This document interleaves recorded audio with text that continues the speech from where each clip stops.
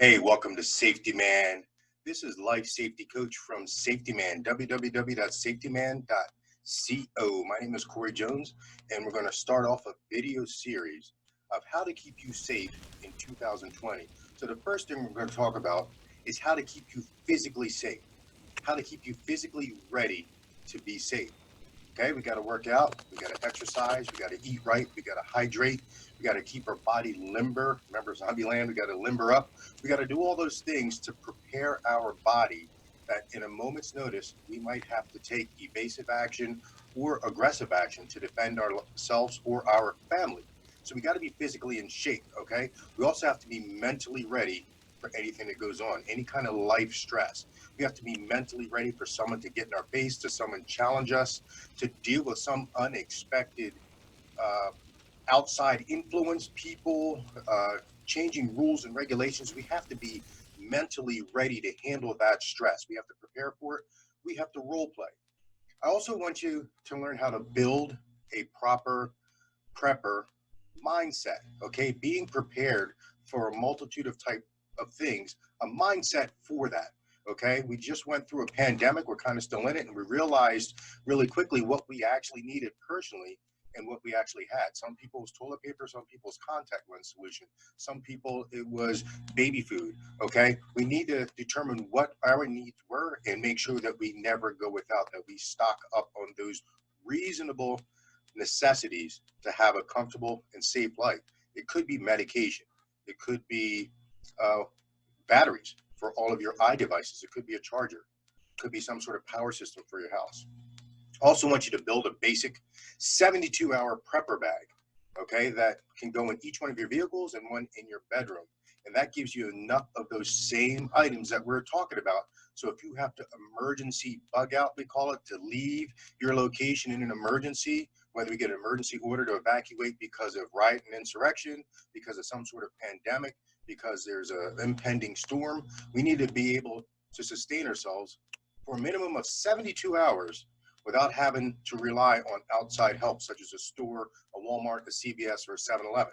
So again, those things that we talked about, medication, contact lenses, water, food, stuff for children, stuff for elderly people, money, cash, all those types of things we're going to need to go into and make sure that we have that in multiple areas in those 72-hour bug out or prepper bags, okay? And we'll check them every 6 months. And with Safetyman Life Safety Series, as a life safety coach, we're going to teach you in individual lessons how to do that, okay? We're going to learn how to physically escape, evade, or if we have to, if life safety happens, attack someone who's trying to hurt us. So again, think of this story, and it's been happening in America.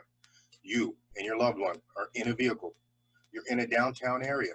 You may not exactly know where you are, yet what do you see happening is people who are assembling and blocking traffic, and there does not appear to be any law enforcement in the area to assist or stop. They're approaching your vehicle. They may be screaming and yelling things at you. They may be holding weapons or sticks or bats or pieces of wood, or God forbid, firearms. What do you do?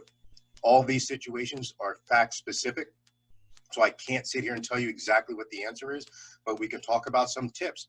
Don't get out of your car. Try not to stop your car. Immediately call 911. Don't do anything that's going to come off as aggressive. Swallow your pride. If they want you to raise a fist or make some sort of symbol to say you support them or yell that you support them, it may be the best thing to acquiesce, get rid of that ego, and just verbally or physically say that you support them without exiting your vehicle, without rolling down your window, and without unlocking your car.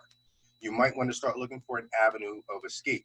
And you're going to have to start to prioritize what's the safest way, causing the minimum amount of damage or injury for me to get my family and myself out of this area because we feel our life is in imminent or immediate danger.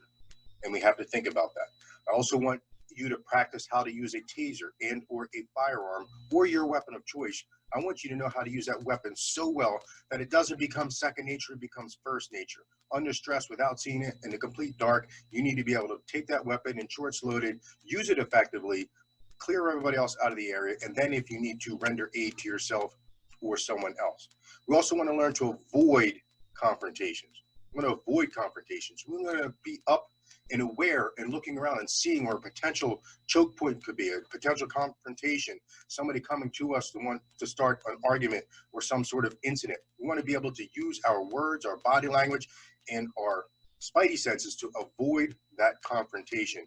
And we also want to learn how to win or de-escalate those unavoidable confrontations. Let's just say, through no fault of our own, we are now involved in an unavoidable confrontation, a disagreement, an argument, a shouting match. Things have been happening. People have been accosting people in restaurants and making them raise a fist to say they support a certain cause. And these are just a couple that have nothing to do with anybody, elderly couple. And you have 3 or 4 people screaming at you with bull hands. Raise your fist. Don't you support us? Raise your fist. Don't you support us? Now, there's a couple options you could do. You could resist and risk getting physically harmed. You could just acquiesce, swallow your ego, and say, yes, I support your cause, sir, ma'am. Or you could feign and say that there's some other issue going on and you just don't have time for this right now. But these need to be well thought out, planned, and acted based on the totality of the circumstances. So during this life safety coaching sessions, we will talk about all those.